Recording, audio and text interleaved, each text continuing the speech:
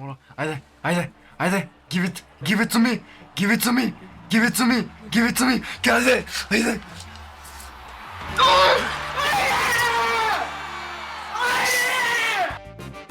Вчера вечерта, или се пада днеска през нощта, Дара спечели Евровизия с убедителна разлика и с нейното участие българите вече можем да се похвалим, че си имаме победител и че ще бъдем домакин. Но преди да стигнем до финала, до победата, нека да поговорим какво беше преди това. Както може би знаете, се беше провел БГ Евровизия, за да се избере изпълнител и още от тогава масово хората бяха недоволни, че Дара ще ни представя. Моят по-обстоен коментар може да видите в това видео. Не знам къде Нека ще го сложа. Вече се знаеше, че Дара ще ни представя, обаче с каква песен. Често аз спуснах тази част от БГ Евровизията, финалния етап, която ние избираме песен. А меко казано, си нямах и бегала представа, че това идва.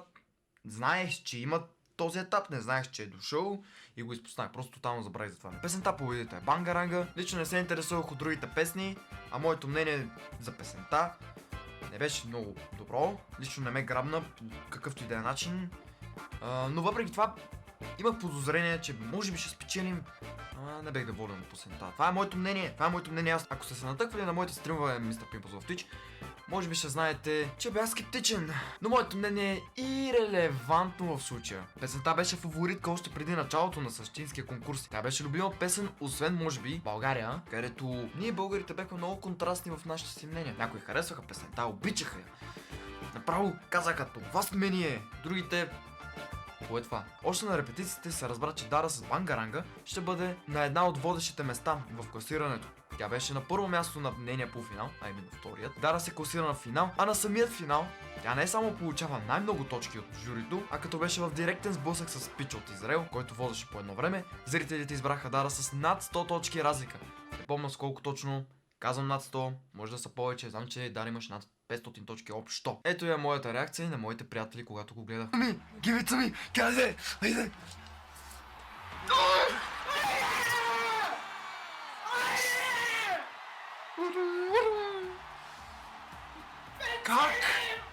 Как? А сега какво? България ще е домакин, ама къде? Посъветва се с моя невероятен другар, приятел, пътеводител в моя живот, ChatGPT. И той ми каза, че Арена София е доста подходящ вариант там да бъде Евровизия за 2027 година. Друг вариант е да се направи чисто ново нещо, временно, но това струва пари, струва повече пари. Трети вариант е от някой си стадион, примерно националния, което просто се сложи нещо отгоре, защото трябва да бъде затворена залата. Но това също струва немалко пари и май наистина просто ще отидем в Арена София, то се е видео. Българи, спестявайте от сега, защото моето другарче каза, че за финала билетите ще са около 300 евро. И билетите горе-долу ще излезат зимата, декември, януари месец. Поне за тази година тогава са били излезли. Ако искате да ходите на финал на Евровизия в България, спестявайте от сега и бъдете в невероятна готовност, защото залата може да побере нещо от сорта на 18 000, не знам, не много, а па има милиони, които искат. Искам да кажа, че дори на мен да не ми харесва, да няма обичам тази песен, се гордея, че сме в историята на конкурса, че победихме и също така никога не съм хейтвал Дара като изпълнител, който знае това видео, за който не знае това видео. А за да не е толкова кратко видеото, пускам прогнозите на мен и моите приятели, където всеки от нас за всяка една песен даваше оценка от 0 до 10 и после правим средно аритметично и според това ги слагаме на класиране, нашето си класиране Pimp Vision. Това звучи много тъпо. Аз викам да започни с най-слабото. На последно място, без никаква изненада, сме сложили Литва. Литва? Плюс на юкета!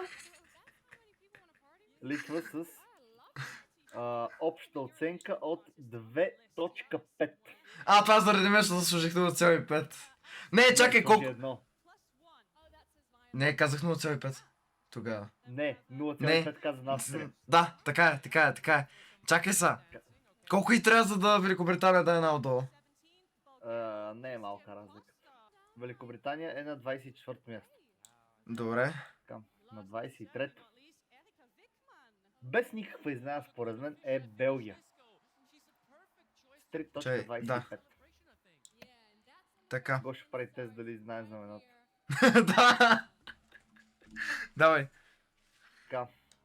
Докъде стигнах 23? На 22 място. Малко съм изненадан. С честно колко? казвам. Мислех, Първо че ще е кажеш с по-напред. колко? Така, с 3.75 средна оценка Украина. А, така да го духа Украина! What the fuck? Това някой ще си помисли, че сме привърженици на Възраждане. Така, на Не! 21 място. На 21 Да. място, завършващо долната петица. се Иване, на нарежда стрим, моля те, внимавай. Чай, с чай! обща Значи тук ще е 21. оценка. Тук го правим до 20. Да, Ще да. Ще ме Първо, кей да, не съм без Тихо! стримам. Да. Тихо. Да. Така, обща оценка от 4,25 Сърбия. Май, аз очаквах повече от тях, аз много малко им дадох. Отиваме в зле, ма не много зле. Категорията. Така. На 20-то място, малко изненадващо, но благодарение на един конкретен резултат от Гошомир, 0,5 слагат Австрия с 4.625 на 20-та позиция. Чакай, сега малко се оплетох. Ти ги зарови с това. Така, на 19-то място, Да. любимото ми число, И на мене. резултат от 5.125 е Италия. Италианец. Добре. Така, Трябваше по-малко да идам. да. На 18-то място, с същия резултат като Италия, 5.125, Така. но понеже има по-висока оценка, най-високата оценка, И е по-висока. Да. най-високата оценка е Окей. по-висока. Така, е Германия. Добре. Някои биха се зачудили много на 17-то място. Аз по принцип бях изненадан. Мислех, че тази държава ще се класира по-напред, но с 5.375 се нарежда Франция.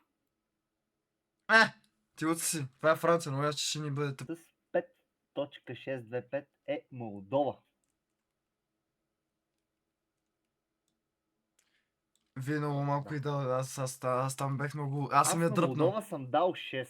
Аз колко съм дал? 7 Иван ги май. е погребал. Ти даде 7. Та да. На 15-то място Със същия с резултат. същата оценка 5.625 е Малта. 7.625. Тук сега ще ме е гадно за всеко едно иначе. За всяка една. Албания. Не! Не! Вижте са. Не! Иван е дал най-ниската оценка. Ау! Сърдете се на него. Иване! Ти какъв си! Ти какъв си! Как Албания, бе! С обща оценка 8.00 е Румъния. Как се знаех? Сърда, че съм им дал 5. Пречекал Аз си се ги. очудвам, че с твоето обесване С е сигнали стигнало до 8. топ 5. Смятай! Смятай. Така. На четвърто място, пропускайки бронзовите медали с резултат от 8.125 е Харватия, които могат да се сърдят на Атина и Иван. И сега! Топ 3! Бронзовите медали! Кои са на подиума? На трето място с високият резултат от 8.375.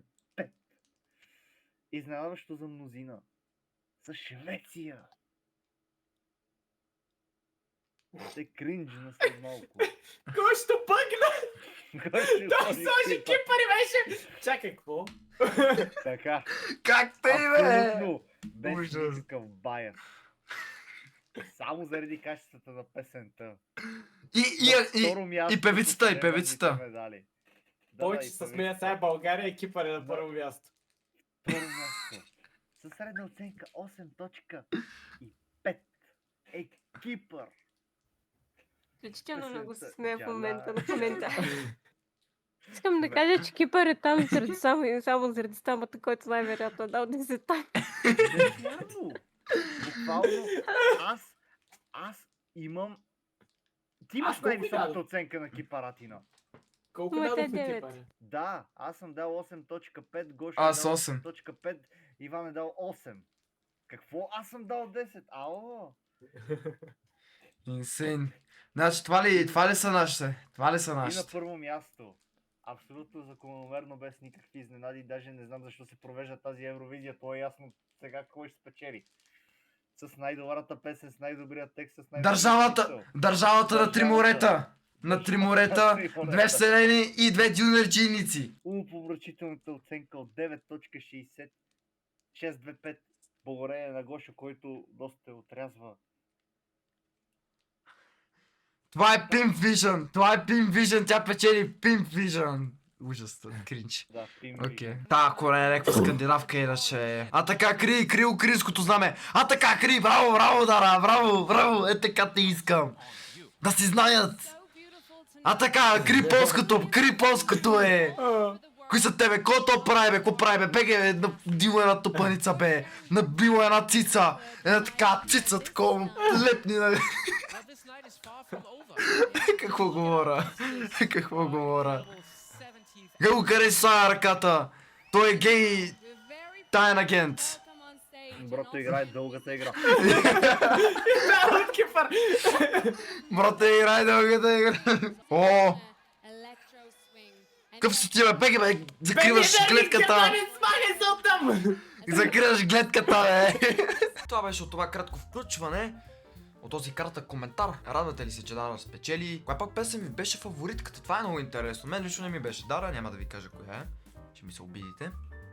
Албания много ми хареса. Много ми хареса Албания и Малта. Не знам защо, много ми харесаха. И Харватия също много добре се представи. Като цяло балканските държави, мисля, че бехме много голяма сила на тази Евровизия. И последно искам да кажа, че това, което Дара и екипа зад нея постигна, е за гордост. И всеки, който някакъв начин се срамува и не може да оцени техния труд. Честно, вие българи ли сте? Не, честно. Печелим в нещо и па се оплаквате. Как става тая работа? Чао и до следващия път. Проба 1, 2, 3, чопнат. Проба 1, 2, 3, чопнат много. Проба 1, 2, 3, чопнат много на 2. Проба 1, 2, 3, чопнат... Добре, би трябвало да се чувам. Окей. Нещо не ми харесва, бе. И та светлина.